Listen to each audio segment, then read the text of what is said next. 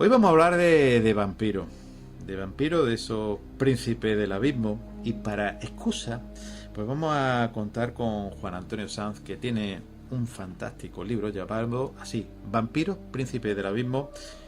Juan Antonio Sanz, madrileño, el mundo del vampirismo, porque parece que vampiro es igual a Drácula, igual a Colmillo, igual a, no sé, a Porfiria. Y posiblemente nada más lejos de todo esto, ¿no? Totalmente, muy, muy alejado o muy cercano, quiero decir. Drácula, la novela de Bram Stoker, publicada en 1897, yo lo digo en mi libro, es una auténtica Biblia del vampirismo.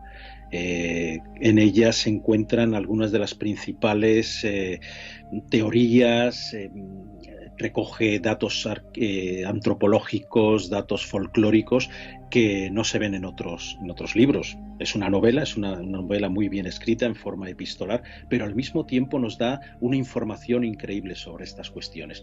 Y no es solo cuestión de colmillos, sí es mucha cuestión de sangre. La sangre es un elemento sustancial, nunca mejor dicho, para el tema vampírico, pero viajando por buena parte del mundo, yo me he encontrado con casos donde el vampiro no absorbía la sangre, el presunto vampiro o ese terror, sino que quitaba la energía directamente, la mataba a las personas, dejando alguna marca de un tipo u otro, pero absorbiendo esa energía directamente del cuello, del pecho y de otras zonas. Esos vampiros que, como tú bien dices, la sangre también relacionada, y que precisamente quiero también decir que la imagen que aparece en tu libro es uno de esos grandes iconos. Yo hace poco estuve viendo la película de 1931, Ajá. Drácula, de Bela Lugosi. Curiosamente es una película donde por la mañana grababan en inglés y por la tarde los mismos actores se aprendían el texto en español. Entonces es una película, fíjate, a mí todavía me impresiona cómo eran capaces de ambientar aquello con los medios de 1931, ¿eh? Con 4 escenarios de pena. Pues sí, mira, la portada del libro aparece Bela Lugosi, pero aparece otra cosa que la gente se suele fijar menos, y es un pentáculo que aparece como entre las manos de Bela Lugosi, porque mi libro, además de ser pues un viaje, digamos, de iniciación en este tema, de iniciación de varias décadas, porque yo llevo investigando sobre el tema de los vampiros desde hace casi veintitantos años. Es también no solo ese viaje a través de Rusia, Japón, China, el, en el caso europeo, Rumanía, el norte de Serbia, también en América, en los Andes y en Estados Unidos. Sobre todo mi libro incide en la hipótesis o en la tesis de que el vampirismo está íntimamente relacionado con la magia negra, con el ocultismo. Y el mismo Stoker en Drácula lo afirma. No lo afirma él, lo dice uno de sus principales protagonistas, que es Abraham Van Helsing, el cazador de vampiros por antonomasia. Ese Abraham Van Helsing, que bueno, uno le pone la imagen de Peter Cushing, no sé, yo cada vez que, porque quizás sería uno de esos Pues actores que para quizás, mí es más Anthony Hopkins, o hasta fíjate. también, yo le Yo le pongo, tengo un especial cariño. Estoy acordándome de esa escena deliciosa cuando está Abraham Van Helsing con Mina Harker y le va a comunicar que ha muerto Lucy, su amiga, que se había convertido en un vampiro, y le pregunta a Mina si Lucy había sufrido, y Van Helsing, con esa voz un poco de holandesa con acento, le dice: sí, sí, sufrió mucho, le cortamos la cabeza y la quemamos. Con una manera muy alegre para, sí, para sí, soltárselo. así Para es. mí Hopkins es Van Helsing para siempre. Sí, sí, yo ya digo, para mí un Peter Cushing, y también hay que decir Sí, sí, Peter Cushing también. Christopher Lee, ese centenario personaje, centenario porque vivió 103 años, nada menos, que también con la película de la Hammer fue ese Drácula, también con, yo creo que con Bela Lugosi. Pero has hablado tú de un personaje que el llamado Nosferatu. Hay una historia donde se relaciona Bram Stoker, la viuda de Bram Stoker, Nosferatu, el burnout de Nosferatu. Claro. Y me gustaría que la contase, por la verdad. Hoy lo hablaba yo precisamente en otra entrevista, donde la realidad supera la ficción, ¿no? Efectivamente, en el caso de Nosferatu, la película de 1922 de Friedrich Murnau, se encontró, él quería hacer una película sobre la novela de Drácula, pero se encontró con el tema de los derechos de autor. Entonces quiso esquivarlo de alguna forma, también modificar un poco lo que era la propia historia de Drácula, pero sinceramente es posiblemente la película que más se atañe a la propia esencia de la novela. El vampiro de Nosferatu, interpretado por aquel actor Max Schreck, de quien se dijo incluso que podía ser un vampiro. Después se hizo una película muchísimo más tarde, muchísimos años después, llamada La sombra del vampiro, en la que se juega con esa posibilidad. Bueno, pues esta película es posiblemente la que se atiene más a esa atmósfera ocultista de la que está plagada la propia novela de Bram Stoker. Y desde luego es un vampiro que solo hay que ponerle uno al lado del otro, a Christopher Lee o a Bela Lugosi, y después a Max Schreck como Nosferatu, y ya veremos cuál da más miedo. Y está clarísimo que es el caso del Nosferatu. Es un tema muy muy interesante porque Alvin Grau, que fue el productor de la película, estaba relacionado con diversas sociedades secretas.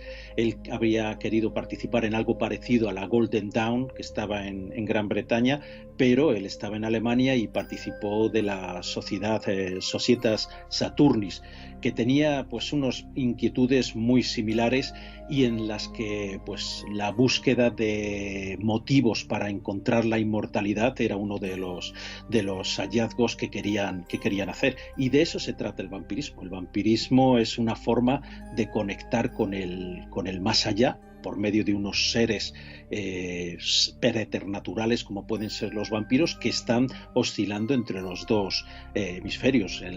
Para el vampirismo, la uporiología, que es la ciencia que estudia los upires es una forma de entender el término vampiro, pero venido esta palabra del norte, de la zona de Ucrania y Rusia.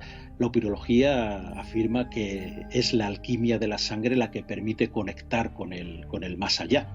Eso es lo que también cuento yo en mi libro, y lo que viene a ser de alguna forma Drácula y otros textos sobre vampirismo que han ido saliendo a lo largo de la historia. Son 3 autores sobre todo los que yo me fijo, aunque cito decenas de ellos. Uno es Bram Stoker con su Drácula, el otro es Montague Summers, que era un reverendo inglés del siglo pasado, del siglo XX, que tiene posiblemente los mejores libros sobre vampirología, upirología que existen, con unos detalles tremendos. Este hombre se convirtió al catolicismo y siguió investigando sobre hombres lobo, vampiros, brujas y demás. Y el otro es el abad Agustín Calmet, quien en 1746 pues publicó también posiblemente el mejor tratado de vampiros que se ha hecho jamás, siguiendo las diversas epidemias vampíricas, entre comillas, que se habían registrado en la primera mitad del siglo XVIII. Es muy muy interesante esto. Es muy interesante, y bueno, también decir que antes de este el libro de Bram Stoker, pues un libro atribuido, y lo hablábamos antes de empezar el programa, a Lord Byron, no sé por qué, porque sí, fue precisamente su médico Polidori el médico de cabecera que tenía este señor Lord Byron, que de verdad que un personaje como nunca mejor dicho, en mayúscula, es donde también quizá en la Europa occidental, porque ahora después vamos a hacer un viaje después siguiendo gran parte del paso de tu libro, porque lo importante es que lean el libro, porque es donde están las claves, evidentemente. Se lo van a pasar muy bien. Se lo van a pasar muy bien, yo me lo he pasado muy bien. Libro histórico, folclórico, antropológico, pero también es una guía de viajes. Alguien que agarre el libro y marche por Rumanía, va a haber algunas de las cuestiones muy interesantes. Rumanía además fue mi último viaje, fue la guinda del pastel. Yo había estado trabajando para la agencia de noticias EFE, yo soy periodista internacional, durante mucho tiempo en Moscú, también estuve en Tokio, me hice la ruta de la seda en el año 93 con un amigo japonés, ahí escuché hablar por primera vez de los Jiangxi, después 4 años también trabajé y viví en Bolivia, aunque ya estaba ligado al tema de la cooperación, y viajé mucho a Estados Unidos, y en todos estos viajes pues fui recopilando, pero me faltaba Rumanía. Entonces el año pasado, por estas mismas fechas, en estas mismas fechas del año pasado, yo estaba atravesando como Jonathan Harker el paso del Borgo para llegar al castillo de Drácula. El paso del Borgo existen esas montañas, y viajé por Transilvania y por lo que entonces era Valaquia, y tomando notas, sacando fotos y sobre todo impregnándome sobre esta búsqueda, porque lo mío es una búsqueda. Vamos a ver, a mí me han preguntado alguna vez, ¿pero tú crees en los vampiros? Digo,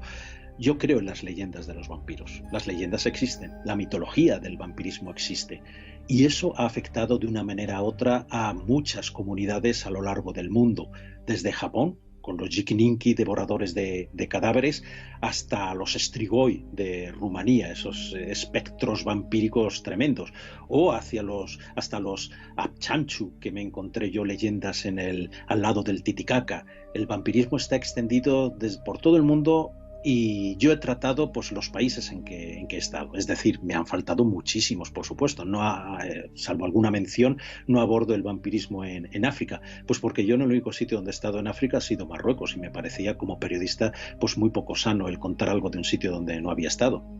Claro, la verdad es que es un viaje y bueno, yo he tenido la ocasión de visitar hace años Rumanía, y recuerdo la entrada a los Cárpatos. Bueno, fue como las películas de miedo.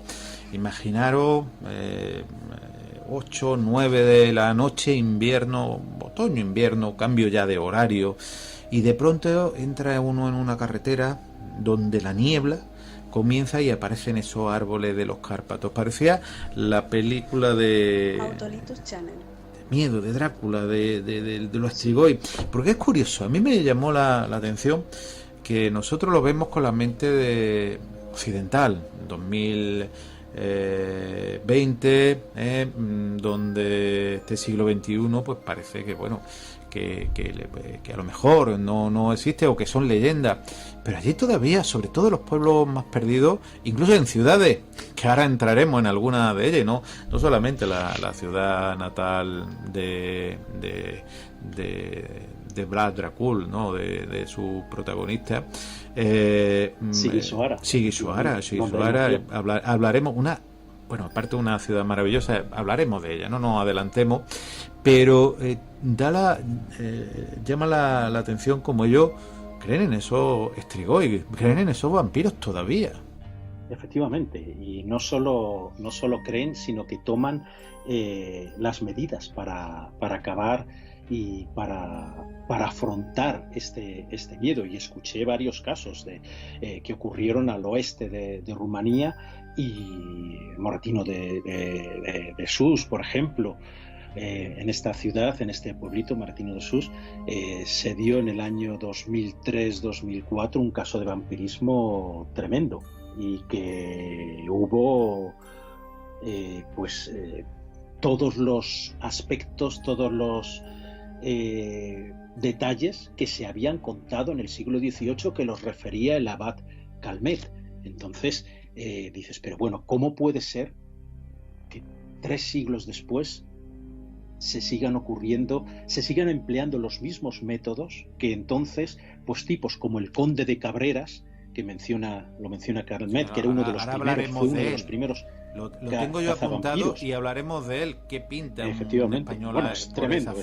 Este era un Indiana Jones cazavampiros de aquella época, del siglo XVIII. Pues como el doctor Johannes Flockinger, pues cómo acababan con estos vampiros, exhumando el cadáver y sacando el corazón, quemándolo y dándoselo a beber a los familiares. Pues se sigue haciendo todavía en el pleno siglo XXI, o en el umbral del siglo XXI, se sigue haciendo esta este mismo ceremonia. O sea, el vampirismo lo tenemos desde el comienzo de los tiempos. Lo que pasa es que lo hemos ido ignorando porque, como dice también nuestro buen amigo Van Helsing, la fuerza de los vampiros es que nadie cree en ellos. Pero la gente sí cree, en determinados lugares sí cree.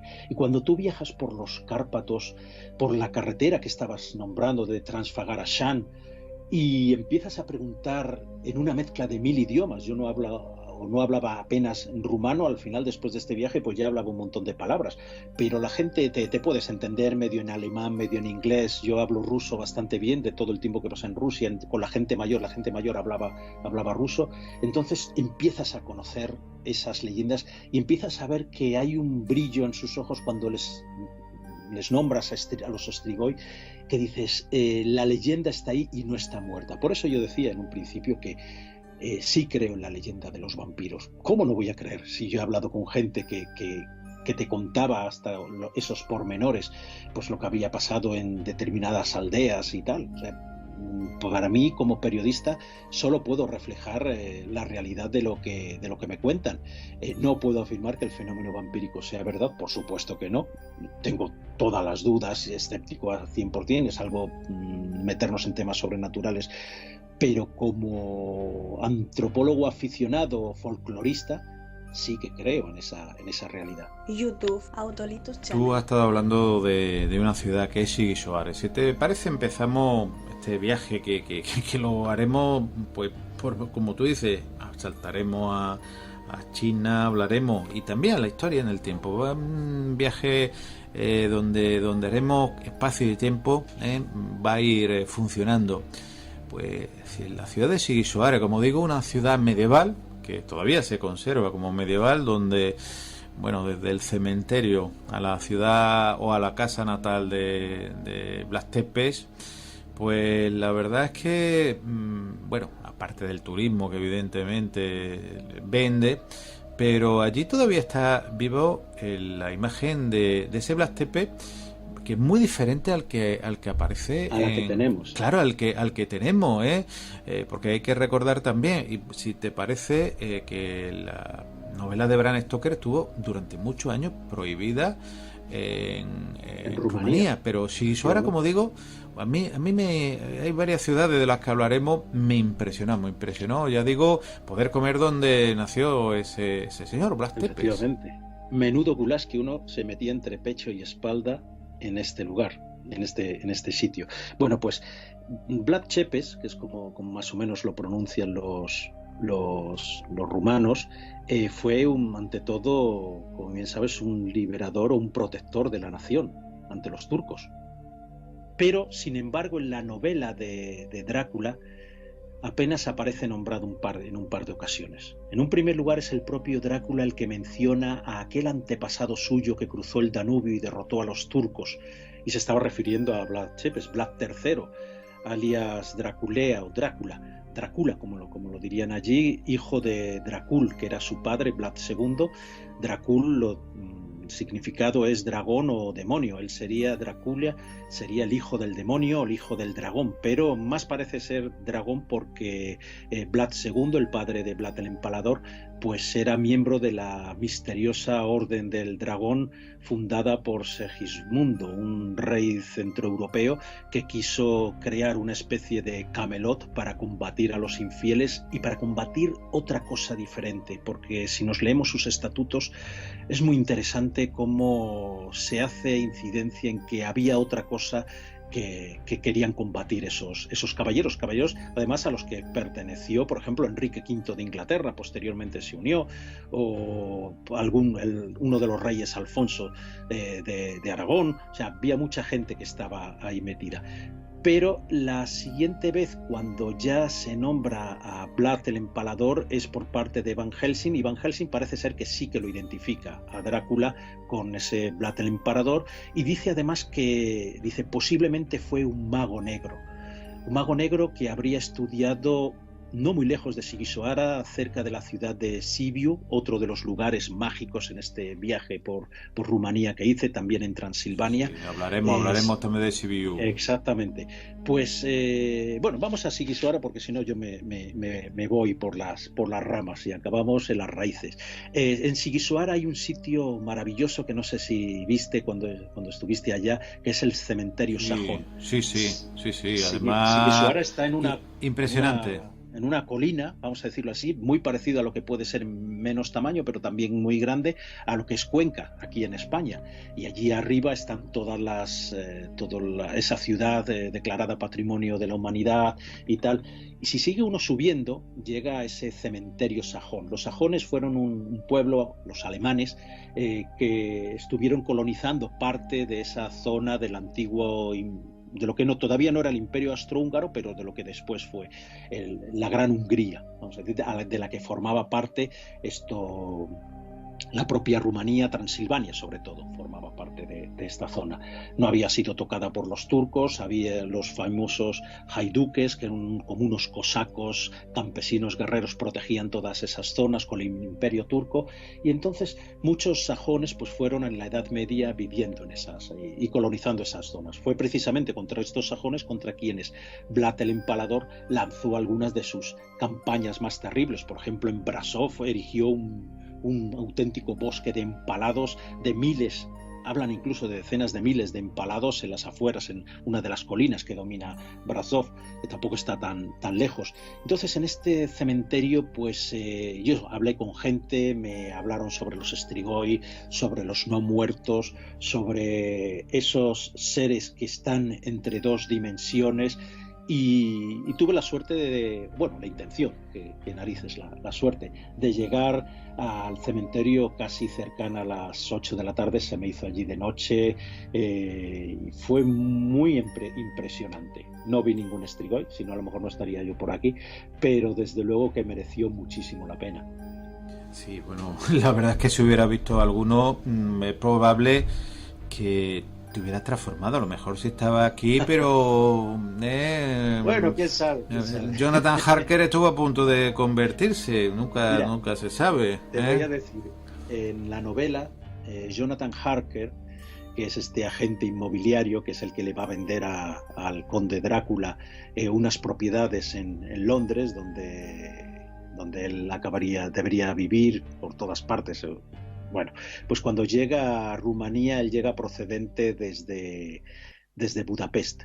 El libro pues empieza más o menos en Budapest y va contando pues ese viaje en calesa, en tren, en muchas formas de llegar hasta llegar al paso del Borgo, que está en las alturas, no muy lejos de la Bucovina y de Moldavia, ya en el norte de Rumanía. Pues yo seguí esa ruta y llegué a Bistrica, que es una ciudad chiquitita, preciosa, donde pasa precisamente Jonathan Harker la noche. Yo también pasé la noche en un hotel de mala muerte.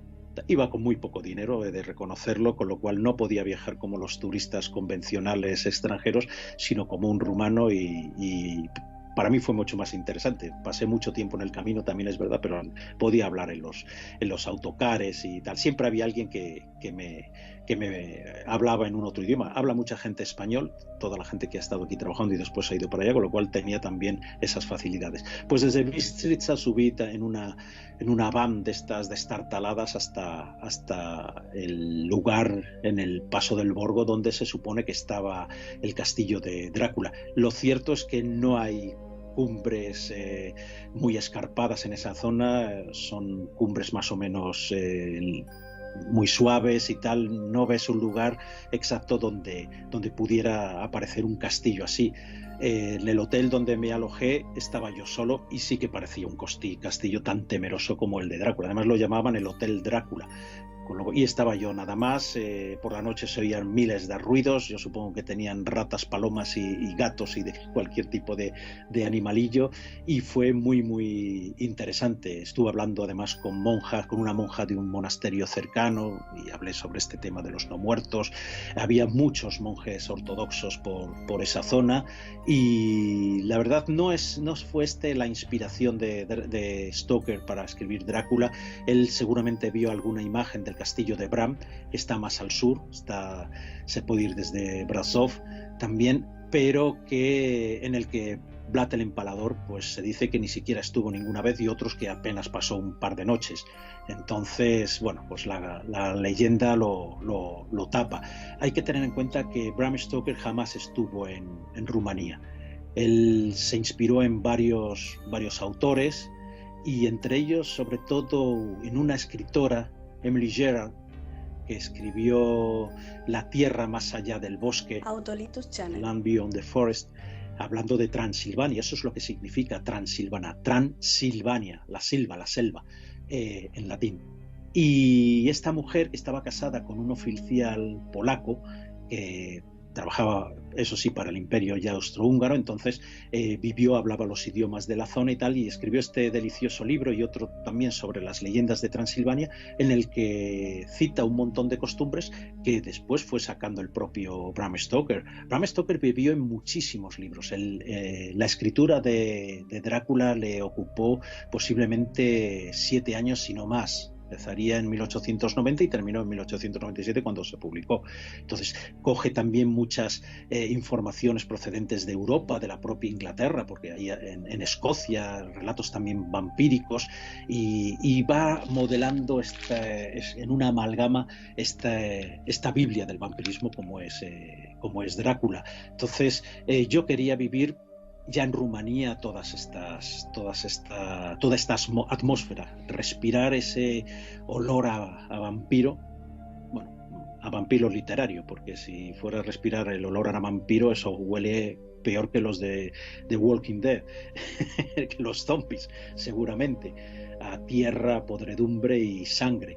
Pero fue una experiencia muy grande. Estuve en los Montes Cárpatos buscando las historias sobre una abadía de ocultismo muy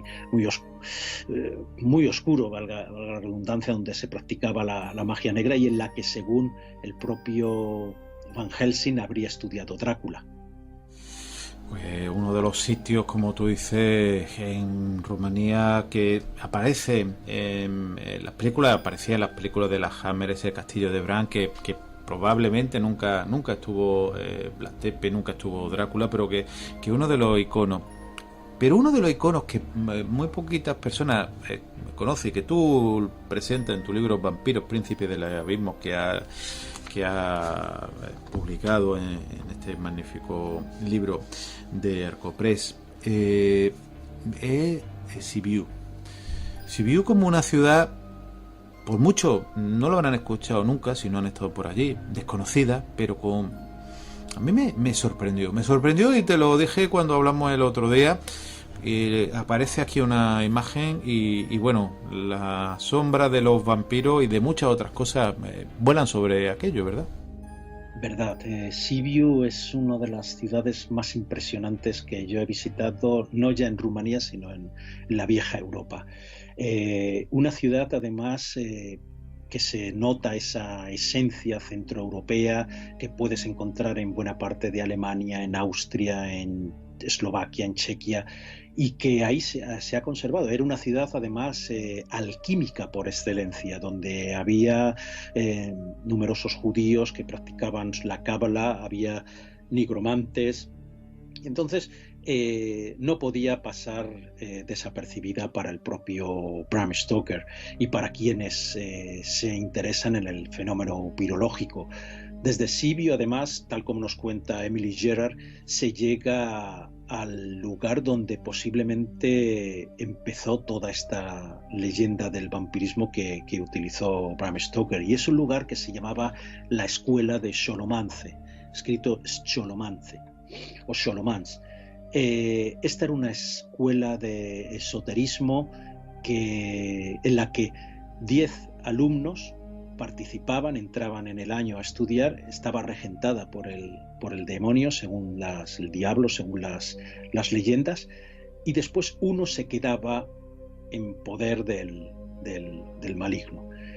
A este gran estudiante, porque era el mejor estudiante en esas artes impías, como diría, parafraseando a Mary Shelley en su Frankenstein, le enseñaban a montar la llamada Zmiju, que es como una especie de dragón.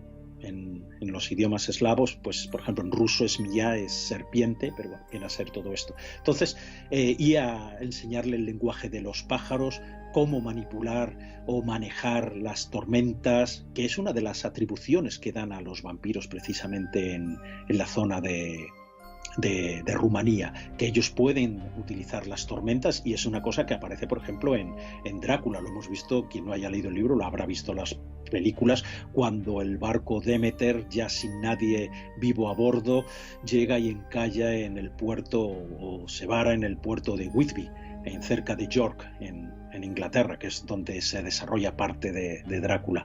Entonces estaba esta escuela que después, además, si indagamos, tiene muchísimas relaciones. Esta misma leyenda, la de una escuela, una abadía regentada por el diablo y que tiene una serie de entre 6 y 12 alumnos, aparece en muchísimos lugares, y entre ellos en Toledo y en Salamanca. Y veamos la pronunciación de esta palabra, Salamanca, Solomance, viene a ser la misma raíz.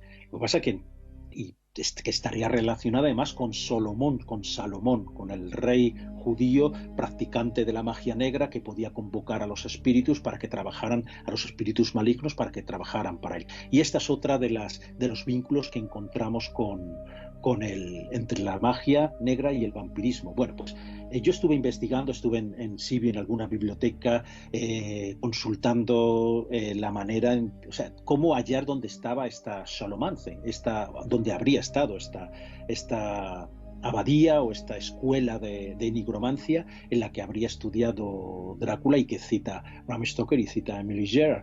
Y Emily Gerard dice que estaba en un lago que se llamaba Hermannstadt. Pero Hermannstadt no es ningún lago. Hermannstadt es como se llamaba a Sibiu, la ciudad de los alemanes, Hermannstadt. Entonces, Autolitus Channel. Indagué con algunos de los expertos de Rumanía, y al final llegué a la conclusión de que era el lago Vilea, escrito Balea, B-A-L-E-A, pero pronunciado Vilea, donde podría haber estado. Y allí me fui. Alquilé un chofer muy barato con un señor que no hablaba nada de ningún otro idioma, solamente en rumano. Yo más o menos medio entendía para decirle por dónde tenía que ir. Pasamos junto al monasterio de Carcha, que es donde se desarrolla supuestamente esta película tan espantosa y espeluznante de la monja de Non. Y finalmente subimos la carretera del Transfagarasan hasta llegar al lago Vilea. Ahí estuve hablando también con gente, y efectivamente habían escuchado un poco esa leyenda, y dijeron que cuando Ceausescu construyó esta carretera, precisamente porque no se fiaba de sus aliados soviéticos y quería tener una manera de escapar, pues hubo muchos muertos y se destruyeron muchas edificaciones antiguas con restos que quizá en alguno de estos lugares, alguno de estos templos, de estas iglesias, podría haber dado lugar a esa leyenda. Esa leyenda que bueno, tú has hablado de la monja y otros miles de misterios. Hablaste antes y no quise hacer el inciso de esos hoteles. Yo tengo historias también, literalmente para no dormir, ¿eh? De verdad son esos sitios que merecen la pena para todo el amante del misterio. Las hay, y algunas cosas que no contaré, sí. Pues en Vampiros Príncipe del Abismo, si te parece, vamos a seguir. Tú has hablado de Unión Soviética, nos vamos a Rusia, nada más y nada menos de Madame Blavatsky, la creadora de la teosofía, y en su novela Isis revelada habla de vampiros nada menos, ¿no? Ella no se cortaba, además, por lo que tú estás contando, ella habla de esos vampiros y de esos, y quiero pronunciarlo más o menos bien, upires, donde el nada menos, otro, exactamente, otro de los grandes. Y a mí es que yo esos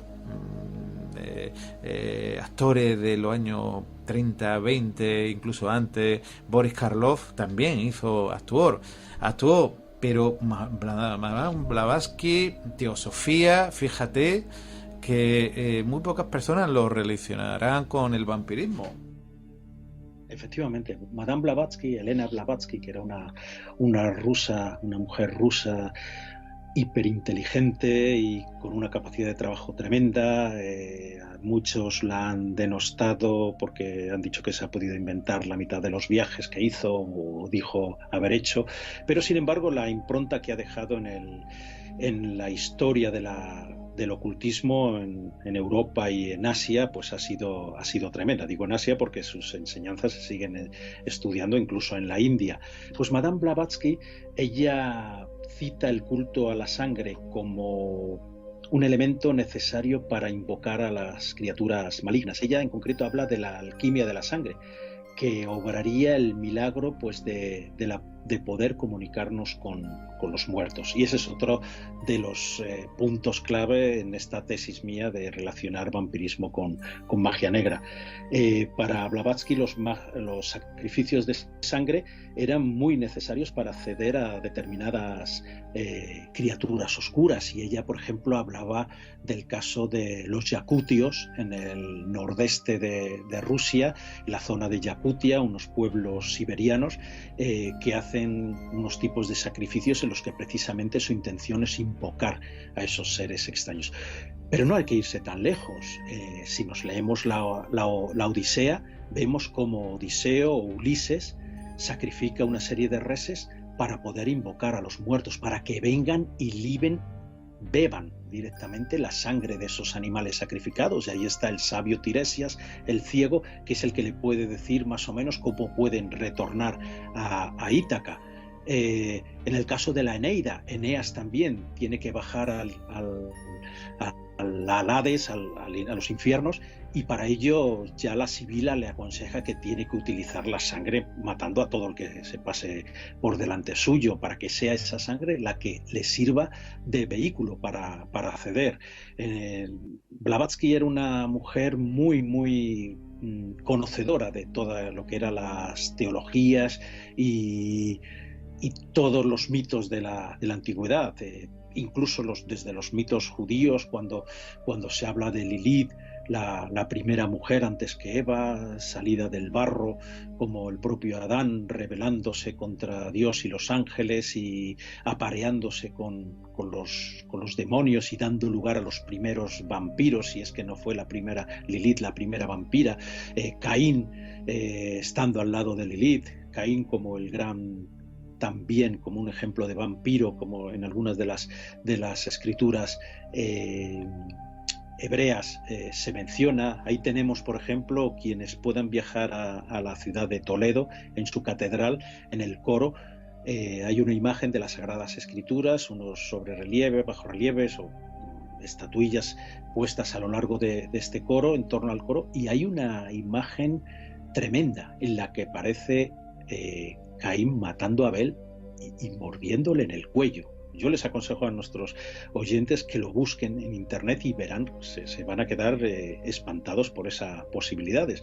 El vampirismo está en la historia de la humanidad desde el principio y eso es muy importante. Entonces, autores como Blavatsky y otros, como los que he nombrado antes, el propio Aleister Crowley, la bestia, el hombre 666, el mago por antonomasia de la primera mitad del siglo XX, pues también creía en los vampiros. Les daban una atribución astral. Cuando se dice vampiros astrales, no son los vampiros psíquicos, que alguien que tenga la fuerza para absorber la energía mental de alguien. No, están hablando de cuerpos astrales que se apoderaban de cuerpos materiales y de esa forma podían acceder a la vida terrestre de nuevo, porque esa es una continua disposición en el tema del vampirismo. El vampiro quiere perpetuarse, pero quiere ser también terrenal, y para eso necesita de la sangre. Cuando viajas por Rumanía y escuchas esas historias sobre los cuerpos que se levantan de las tumbas, en realidad tan literal. Cuando se producen las exhumaciones de cuerpos, se ve que las tumbas no han sido tocadas, pero sin embargo al abrir los ataúdes aparecen, según todos los relatos y las crónicas y informes pertinentes hechos desde la corte de Viena en el siglo XVIII, y después lo que hemos escuchado en leyendas posteriores o en relatos posteriores, más que leyendas, en relatos, se ve el cuerpo del presunto vampiro sin signos de putrefacción, lleno de sangre, hinchado.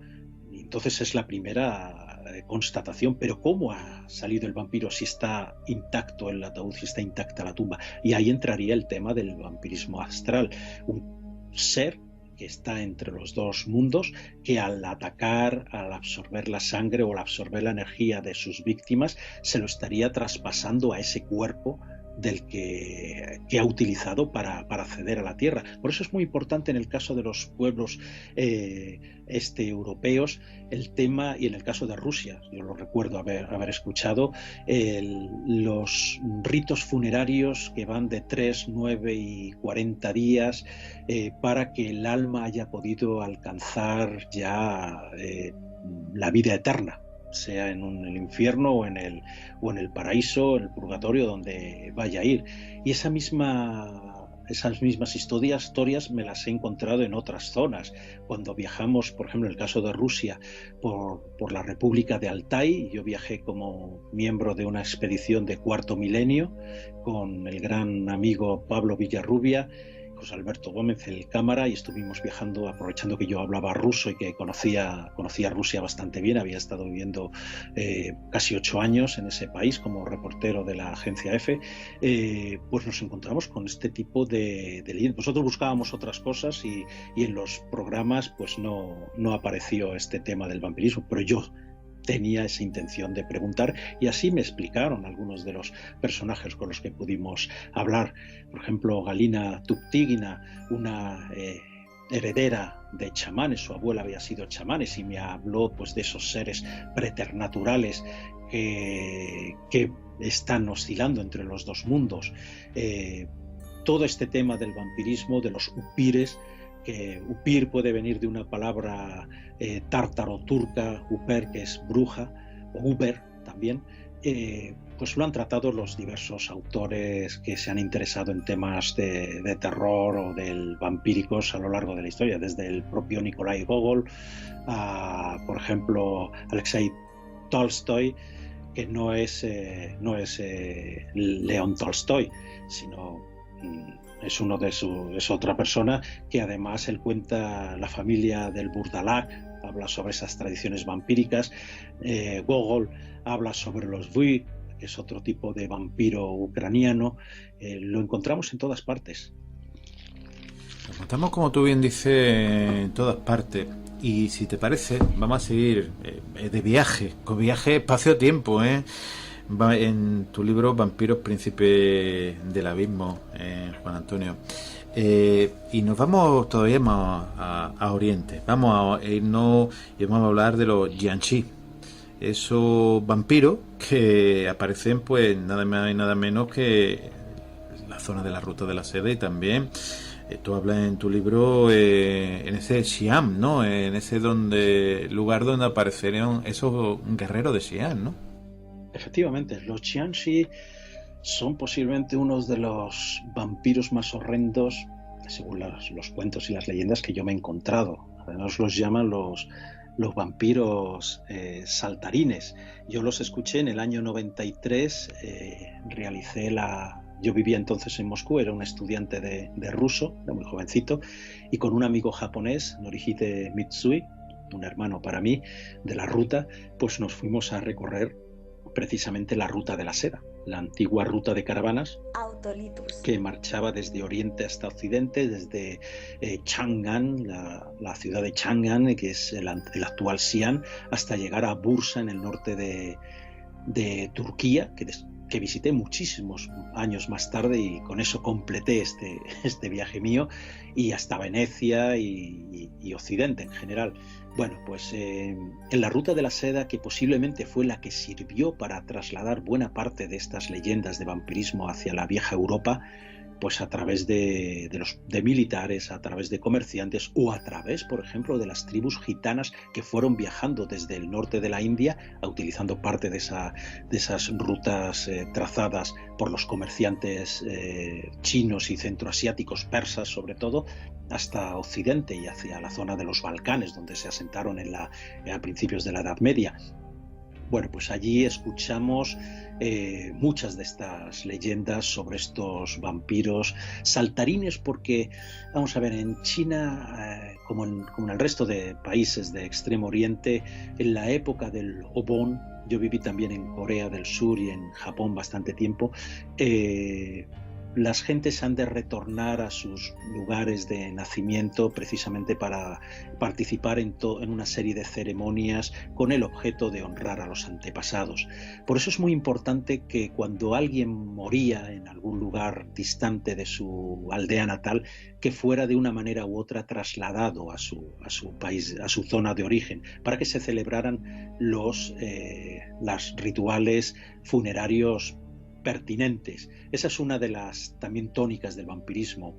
Alguien puede acabar convertido en vampiro porque no ha tenido los rituales funerarios precisos. Y es lo que pasaba en China. Entonces, ¿cómo trasladaban estos cuerpos? Pues para llevar el mayor número posible, y en el caso de que no hubiera suficientes mulas o caballos para viajar, se hacía con porteadores. Entonces, cogían una vara muy larga, una pértiga muy fuerte, de 3-4 personas, y entre medias colgaban horizontalmente los cuerpos. Cuando alguien de alguna aldea veía esta caravana tétrica y macabra pasar cerca en las inmediaciones de ese poblado, ¿qué veía? Pues veía a los propios porteadores que iban andando a un trote más o menos ligero, y a los cadáveres cimbreándose arriba y abajo, arriba y abajo.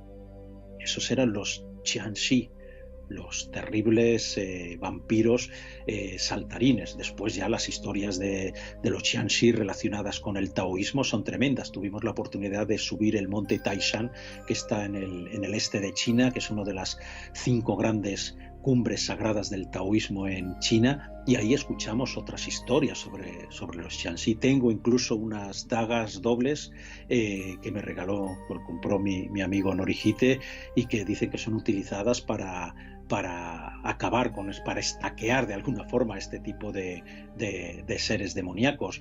En Japón, cuando viví después como delegado de la agencia F, oí hablar de los Kyonshi, muy parecido a Qianxi, es la misma esencia. Esos también vampiros etéricos, de alguna forma, pues también atacaban a la gente, desde los Jikininki, los devoradores de cadáveres, también relacionados con los monjes no ya taoístas, sino budistas o incluso Shinto. Viajé yo por buena parte del sur de Japón, por los templos, y ahí escuché algunas historias tremendas sobre los Yamabushi, que son los hombres que se escondían en las montañas, y cuando morían los Yamabushi se convertían en Jikininki o en otros seres vampíricos. En el templo de Kimpo Jinja, que es un lugar donde se celebraban en el pasado las Hyaku Monogatari Kaidankai, que eran unas ceremonias en las que se reunían monjes, samuráis, en un número, pues los que hubiera, y tenían que contar un total de un centenar de cuentos, de ahí de Hyaku Monogatari, ese nombre, de cuentos de terror. Se sentaban en círculo y tenían un centenar de velas. Si tenían menos, bueno, pues lo iban acomodando al número de relatos. Cada vez que se contaba un relato de terror, se apagaba una vela. Esos relatos de terror iban increciendo, cada vez eran más temerosos, hasta que al final el último, que era pavoroso, llevaba a la supuesta aparición de uno de estos seres etéricos y fantasmagóricos. Hubo en un caso, se cuenta, hay un cuento, que estaban todos reunidos y en el último instante, cuando van a apagar la última vela, de pronto ven un ser monstruoso tentacular que se les está echando encima. En realidad era la sombra de una araña que uno de los samuráis corta de un tajo. Las historias son maravillosas, se pueden encontrar hoy día también. Yo estuve en el cementerio de Okuno-in, que está en el monte uno de los montes que están ahí en la zona de la península de Kii. Bueno, Koyasan, tremendo lo que se contaba de esos bosques donde hay más de 200.000 féretros, tumbas, sepulcros, criptas desperdigados por una meseta de montaña donde yo llegué además a finales del mes de enero, estaba medio nevado, y yo en pocos sitios he sentido esa sensación de lo sobrenatural, que yo sabía que era absurda en este sentido, pero tampoco puedo negar lo que yo estaba sintiendo, el miedo que me erizaba de alguna manera el vello en los brazos y que me hacía atravesar rápido ese cementerio. Algo parecido es lo que sentí en Sigisoara cuando se echó la noche, diciendo, bueno, ya he estado aquí un poco de tiempo, ya es hora de volver a la posada, por si acaso. Las leyendas de vampiros, el vampirismo como un fenómeno folclórico está repartido por todo el mundo, en casi todos los lugares hay. En la India podemos encontrar los ritos relacionados con la diosa Kali, en el caso de Malasia igualmente, en Indonesia. Por algo será. ¿Por qué esa distribución? Y yo creo que precisamente la fuerza del vampirismo reside en el miedo que provoca en la gente, en ese miedo a un depredador ancestral que no lo puedes localizar en la tierra, que no tiene una guarida de un animal, sino de algo mucho más espantoso, y sobre todo el miedo a que los muertos vuelvan a la vida o a la no vida, como se podría también decir. Claro, a la vida o a la no vida, como se puede decir, que es lo que quizá inquiete, ¿no? Como esos seres, bueno, y evidentemente de una forma, como tú dices, ancestral y terrible, porque precisamente tú has hablado también, y hay otros seres que quería preguntarte, estamos llegando al final de la entrevista, una cosa muy muy cortita, que quién eran, que me gustaría que lo aclarase, los Kappas. ¿Quién eran esos seres? Los Kappas, los Kappas son uno de los seres más interesantes que me encontré en esos 2 años y medio. Por eso te lo pregunto, porque es que sí. en tu libro lo describe, en tu libro Vampiro y Príncipe del Abismo, él lo describe de una forma genial, y me gustaría escucharlo con tu propia voz. Pues los Kappas son unos supuestos seres espectrales, pero bien materiales en realidad, tal como creen los japoneses, que viven en los lagos y charcas de agua quieta.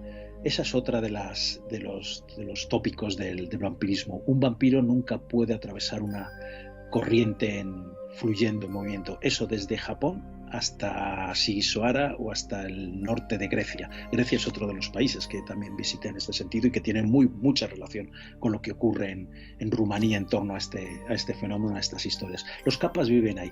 ¿Cómo es su aspecto? Nos parecería como una especie de las tortugas ninja. Vamos a echarnos una imaginación, pues sería algo bastante parecido. Tienen además un casquete en la cabeza cubierto con un líquido, que ahí está toda su esencia. Se dice que para evitar a un kappa la mejor manera no es salir corriendo porque te atraparán, sino inclinarse en el típico saludo japonés, y al inclinarse también, porque son muy educados estos bichos asesinos, se les saldrá ese líquido y entonces se quedan atontadas un tiempo y es cuando puedes salir por patas. Bueno, pues los kappa son los auténticos vampiros de muchas zonas de Japón. ¿Por qué? Ellos esperan a sus presas, las arrastran cuando las enganchan al fondo de esa charca, de ese lugar ponzoñoso y estancado, y les arrancan una piedrecita que se supone que está en la zona del ano, al final de los intestinos, que para ellos es lo más delicioso que pueden comer, y al mismo tiempo absorben toda la sangre de esa persona precisamente a través de esa terrible herida lo ha desgarrado. Pueden comer de esta manera, alimentarse de animales mamíferos grandes, pero sobre todo de niños, de mujeres y de viejitos, que es las personas que podrían ser más débiles que a lo mejor un membrudo campesino de la zona. Pero vamos, yo he llegado a ver en algún estanque una especie de laguito, ¿cómo se llama esto? Señales, como las señales de tráfico que te prohíben bañar y tal, avisando de que había kappa. posiblemente lo hacían para los niños. O sea, que no se pueden meter a bañarse en determinadas sitios, porque puede estar profundo, puede haber corrientes por debajo o porque puede haber algas o ramas que los pueden arrastrar al fondo.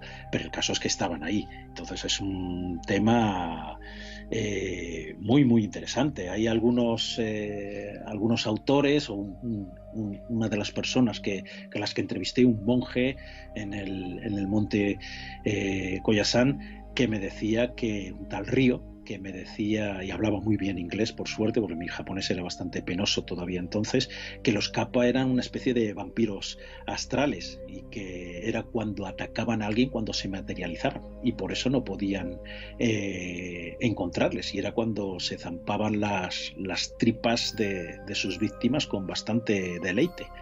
Y ahí están, los kappas es uno de los seres más peculiares de toda esta mitología japonesa relacionada con el vampirismo. Tenemos a los kitsune, las mujeres zorro, hay un montón de estas yokais o yureis que tienen relación con el vampirismo en Japón. Es curioso y estamos, ya digo, terminando, pero igual que conocemos pues, por otra obra, el Basahao y de la mitología Ajá. del norte, conocemos, por ejemplo, y yo tengo que decir de mi apellido que viene de Asturias, el Murgotsu, ese genio de la naturaleza que se dedica o se dedicaba a arrastrar a chicas en otros lugares llamado Belloso. A mí me ha llamado la atención porque, claro, en nuestra península ibérica, en Girona, encontrar la localidad de Llers un vampiro Struch. El conde Struch. Claro, ¿qué pinta el vampiro allí en Girona, que esa leyenda? Pues mira, es una de las leyendas que más me apasionan y no la incluyo en el libro, creo que la menciono un poco en un momento, pero precisamente porque no he estado allí. Yo ya te he dicho, todas las historias que he escuchado ahí he tenido que pisar en el sitio. Saltó el tema de la pandemia, yo caí enfermo por el COVID y no pude viajar en esos últimos instantes. Por cierto, el COVID, que si hubiéramos estado en el siglo XVIII, esto habría sido de seguro atribuido a vampiros, porque además una de las características de las enfermedades que sufren las gentes supuestamente atacadas o absorbidas su esencia vital por los vampiros son problemas pulmonares, unas fiebres muy altas, y eso lo cuenta el abad Calmet en su Tratado de los Vampiros. Bueno, pues el conde Struch es una de las leyendas, de las muy, muy poquitas leyendas, aparentemente muy poquitas leyendas sobre vampiros en España, porque después yo empiezo el libro contando aquellas reuniones en el pueblo de Turégano, de donde era procedente parte de mi familia por parte paterna, y cómo ellos, de una guisa similar a estos Hyaku Monogatari Kaidan Hakai de los japoneses, pues nos reuníamos por la noche, yo siendo un niño de 6, 7, 8 años, a escuchar las historias de aparecidos, de los revinientes, aquellos que retornaban del más allá, para acercarse a sus parientes y hacerles algún mal, que es precisamente lo que en Rumanía, lo que en Grecia, lo que en Rusia hacen los vampiros, atacar, entre comillas, a los más cercanos. La historia del conde Llers se sale un poco de ese estilo y se acerca un poco a lo que era el conde Drácula. Este fue un tipo que lo sitúan en diferentes fechas, pero sobre todo en torno a la batalla de las Navas de Tolosa en 1212, que es un conde centroeuropeo, un noble centroeuropeo, se distinguió mucho y le otorgaron esta baronía en la zona del Alto Ampurdán. Y él era una persona normal, pero de pronto le dio por ponerse a cazar brujas. Y una de estas brujas le maldijo. Cuando él murió se convirtió en vampiro y tuvo que ser, tiempo después, hay dos versiones también, que si fue una monja o que si fue un judío cabalista que pudo acabar con él. Pero ahí está esa leyenda y ahí está el castillo en ruinas. A la gente de allá, por lo que me han comentado, no les gusta hablar mucho del vampiro de Llers, pero es una historia que ahí está, lo mismo que hay otras historias que se remontan a los tiempos de Grecia y Roma que han quedado en nuestra península ibérica, cuando figuras muy parecidas a las lamias, a las empusas, a esas estrigas, a las larvae o aparecidos de los romanos. O sea, todo está ahí, es un totum revolutum que Autolitus Channel. por muy poco que rasques empiezas a ver todas las coincidencias. Y esa admiración de verdad y darte la enhorabuena y de verdad recomendarle a todos los oyentes que lean tu libro Vampiros Príncipes del Abismo, de verdad que se lo van a pasar genial. Un libro súper entretenido y de verdad que un libro Les va a inspirar. Sí, muy recomendable que le va a entrar ganas de ir a muchos sitios y de conocer de primera mano, porque de verdad, yo he leído el libro y parte conocía porque he estado en alguno de esos sitios y he rememorado, y otra parte que no conozco me ha abierto el gusanillo, Juan Antonio, de verdad que darte las gracias y que sigan esas investigaciones y esos viajes. Sí, seguirán, porque además ya te digo, he dejado muchas cosas en la cuneta porque no he estado y me gustaría retomarlas. Hay zonas en América que quiero ir, que quiero rascar, entonces, bueno, pues a la guisa de un cazavampiros moderno, pero sin el gorro del que utilizaba en la película de Van Helsing, pero sí con muchas ganas y muchas libretas de notas, por lo menos no vampiros, pero sí desde luego leyendas, sí que voy a seguir cazando. Por supuesto, leyendas que sigas cazando, las sigas cazando igual y cazando también en libros como este, Vampiros Príncipes del Abismo. Muchísimas gracias de verdad y un fuerte abrazo. Muchísimas gracias y un fuerte abrazo.